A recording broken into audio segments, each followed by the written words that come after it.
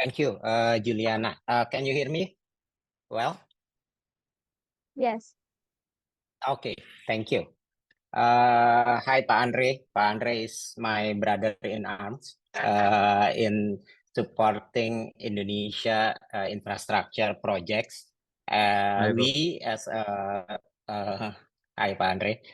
We as state-owned enterprise under Ministry of Finance. So basically, we are a fiscal tools established to support government initiative, especially in infrastructure sectors, trying to leverage our state budget so private sector can support the meeting colleagues from Indonesia, Banyuwangi, and other countries who have keen interest in development their cities, their region, and especially related to green cities. In my presentation, I believe I have quite a lot of presentation deck, maybe almost 30 pages. So it will be separated into 2 sessions. So I hope you already address the terms of reference. But if not, I'll be happy to addressing your other concerns or doing respond to your questions either on this forum and other ways of communications. Especially for subnational country or cities that have interest in developing green projects in Indonesia. Okay, Pak Andre already mentioned most of main issues in attracting private sectors, main risks, and also how we try to address those risks in order to offer a bankable project. I will also address some kind of some issues relating to the risk related with development green project, with the development of green projects. We have a couple of experience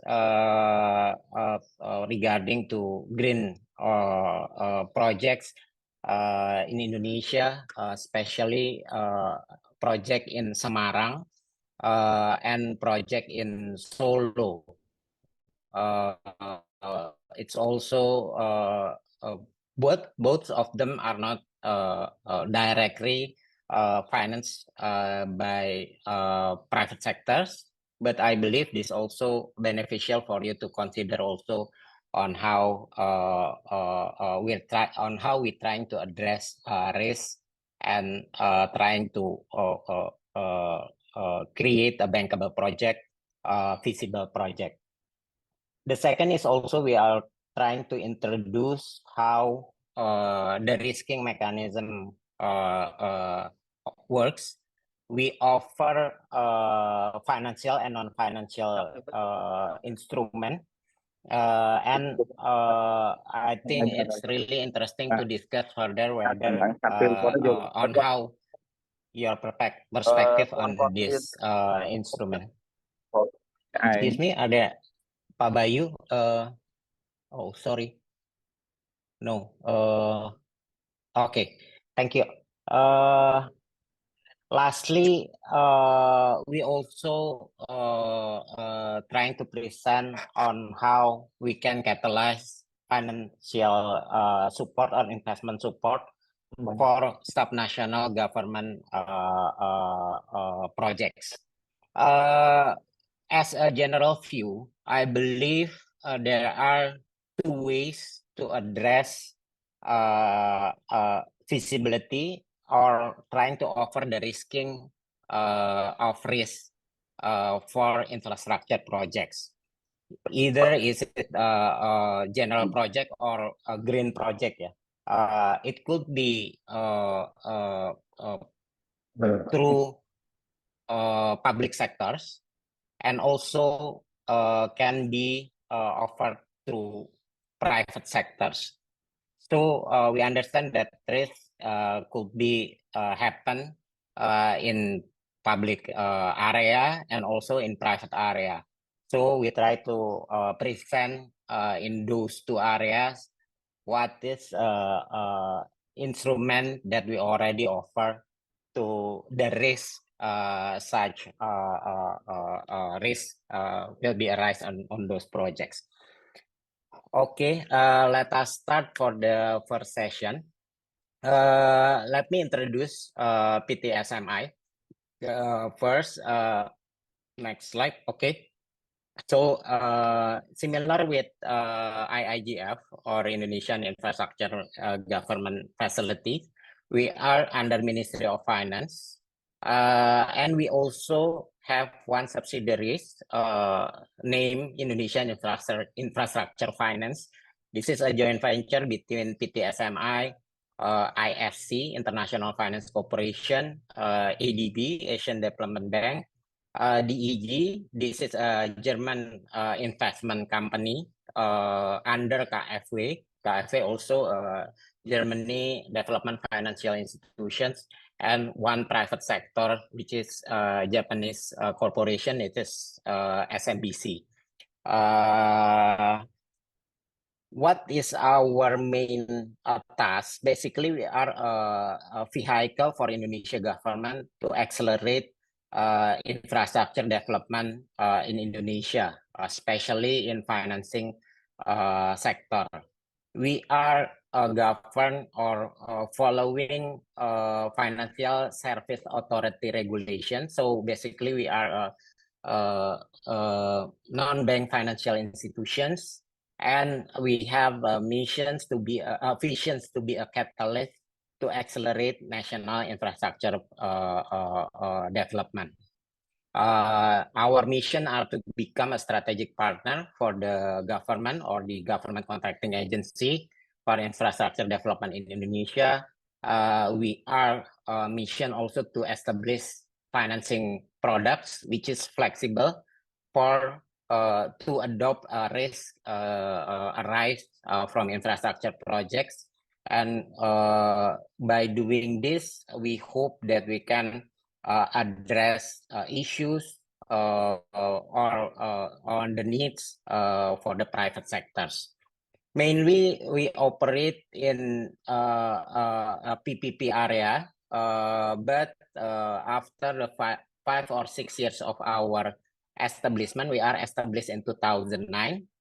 5 years after that, the government also tasked us to finance subnational government. It could be provincial government or municipalities or cities. We have approximately 552 subnational government, and we already support approximately 100 of them. As you may already understand that financing local government or subnational government, especially in infrastructure projects, can be seen as or can be mostly categorized as unbankable, because especially in Indonesia, they are not allowed to provide securities in form of assets. While in infrastructure projects, we will see a long tenor, big investment, and therefore I believe it's best practice in global level. There should be an additional support from government for the subnational government or local government to access financing, either through capital market, financial market, or also attracting investor to their project. So that's basically what we are trying to address in these matters. Next slide. Okay, so I believe this is the business model of our entities. As an intermediary company, of course, we have to source our funding through government equity injection, capital market, loans and grants, and other source of financing. One thing that I would like to address is that I think it's a smaller logo in the bottom of our slide. We call it SDG Indonesia One. SDG Indonesia One is a platform whereby we're trying to address the market failure by attracting donors or philanthropists to support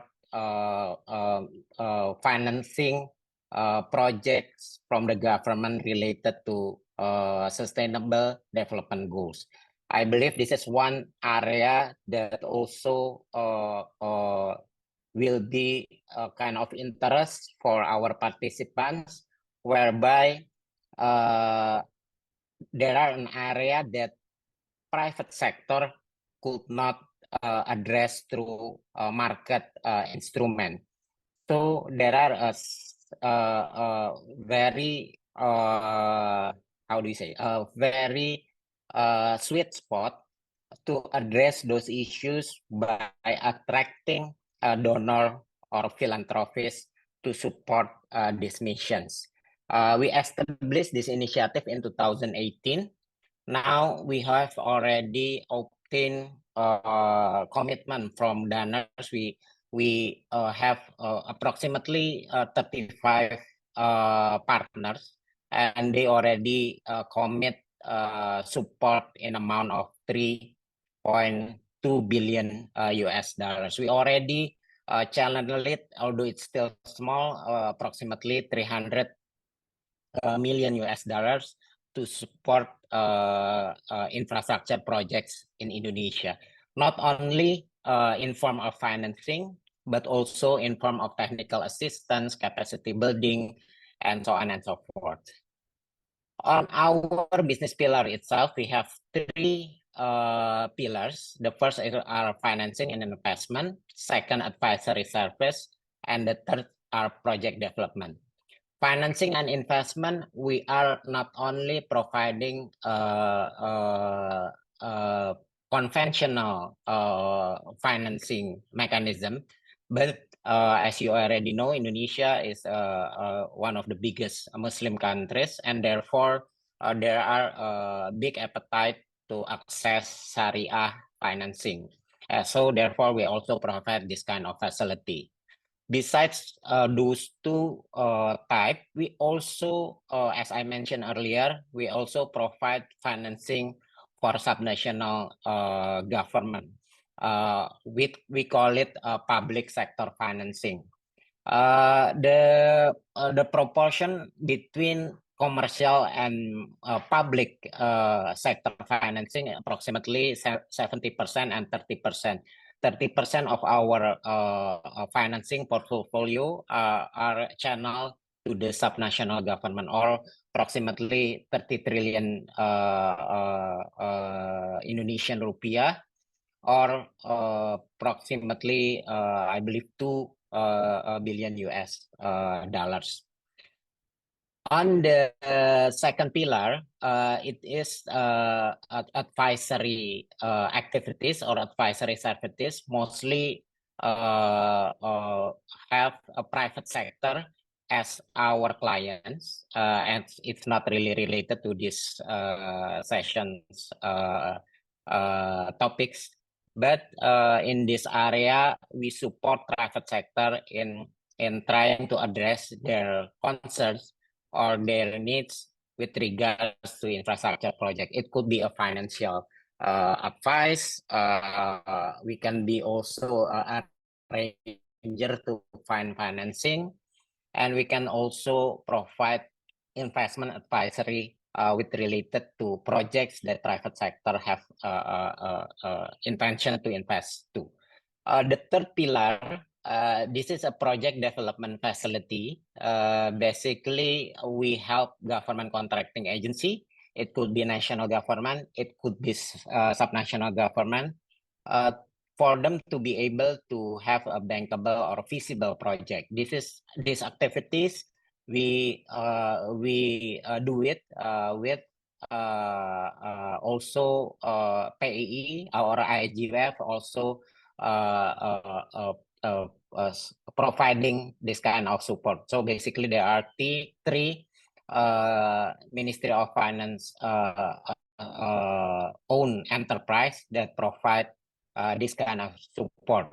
It depends on the sectors and also what kind of projects that coming to Ministry of Finance to gain support. Next slides. Okay, let's start for the first session. So, with regards to PPP project, we believe that our understanding is that what the way to obtain private sector besides a limited contract that offer through conventional procurement modality is through PPP mechanism. And to be able to have a good pipeline of projects, we believe there are supposed to be activities that not only related to project itself, but also related to ecosystem enabling activities. So actual project preparation works, we also helping our government in doing the capacity building, assistance to many ministries, line ministries, or local government to identify and prioritize projects. Because what we learn is that many projects are not, how do you say, offer or selected in accordance to, or not in accordance with financial perspective in mind. So in the later presentation, I will I have a presentation on what we think best way to select or prioritize projects. The third area that we're trying to offer is project preparation and transaction. This is a project development facilities, similar with IIGF activities with regards to the PDF facilities. And lastly, also we provide financing, basically to mobilize funds for infrastructure projects. I believe, but one thing important that I would like to raise is that issues related to conflict of interest issues.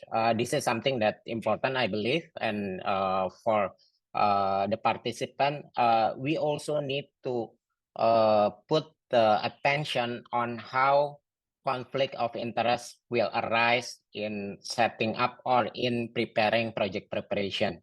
In our case, we are, because we are if we are appointed as a project development facilities provider, we also cannot act as arranger for financing, because we are acting as in seller side and in buyer side. So for the financing, if we are acting as project development facilities in sellers and buyer side, we cannot act as a lead arranger because there are some degree of conflict of interest.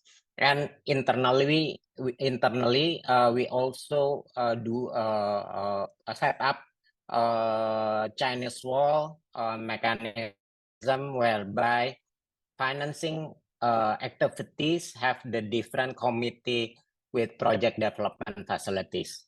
This is something that I believe already agreed by our government, and therefore we are able to also support project preparation stage and also financing activities. With regards to our exact role in project development facilities, I believe there are 4 stages that we are involved to. First is planning. So basically we do capacity building, support stakeholders coordination in form of indicative or market sounding, and support and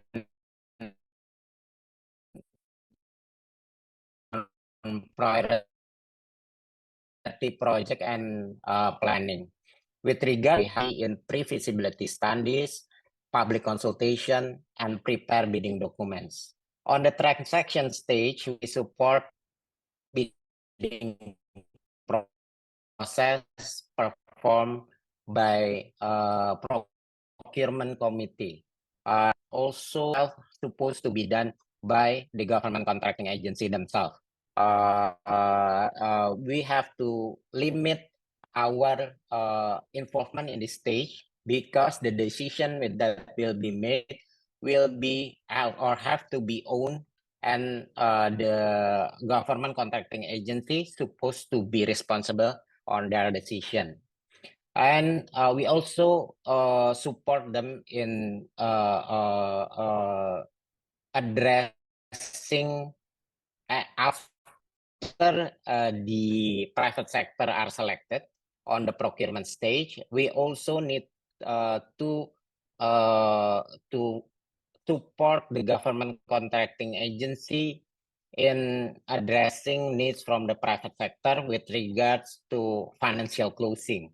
So therefore, we also help them in this matter. There are some kind of negotiation, licensing, and so on and so forth that still need our support, or government contracting agency need to be helped with.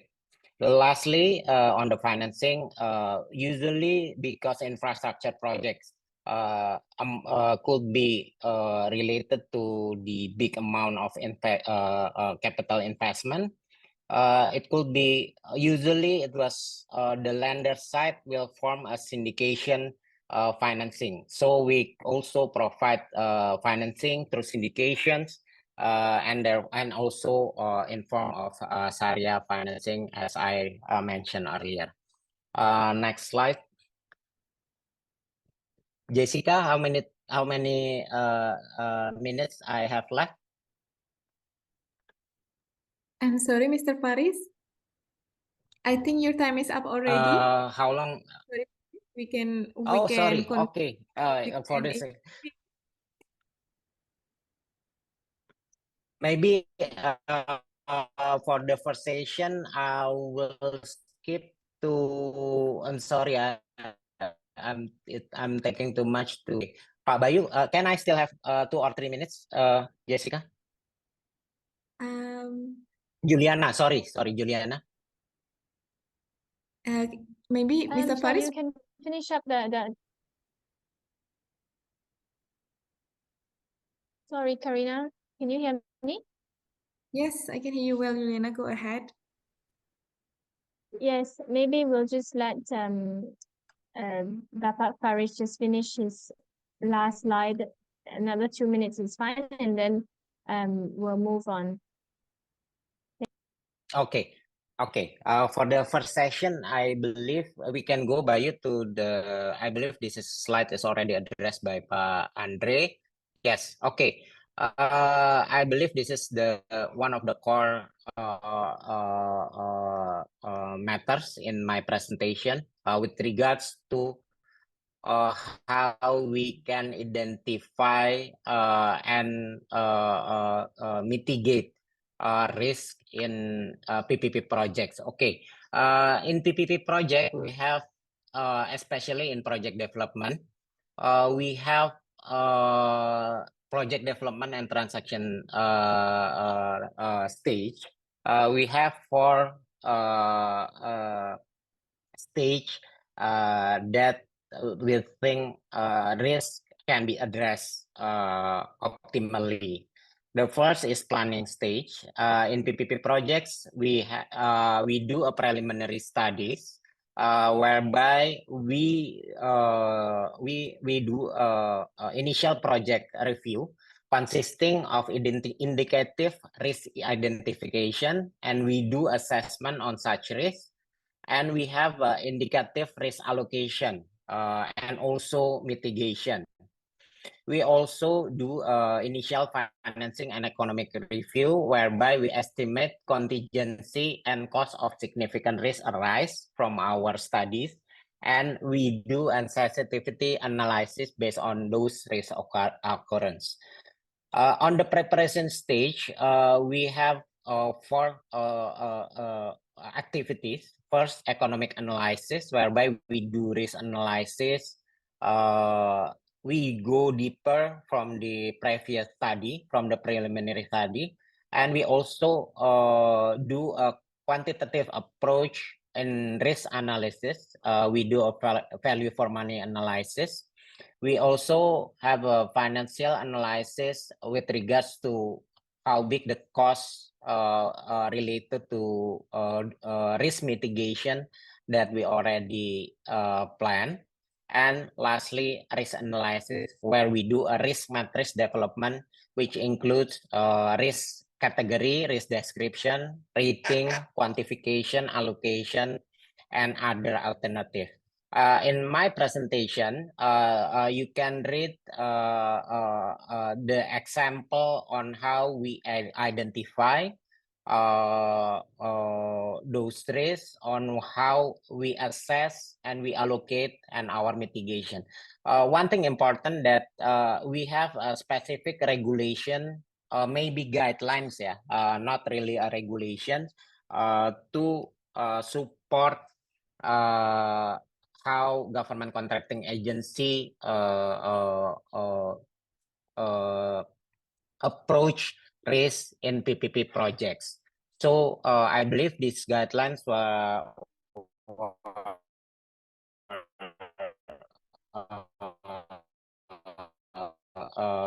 also national project. Okay. Lastly, after those preparation stage, we also have a transaction stage, whereby those risks are negotiated with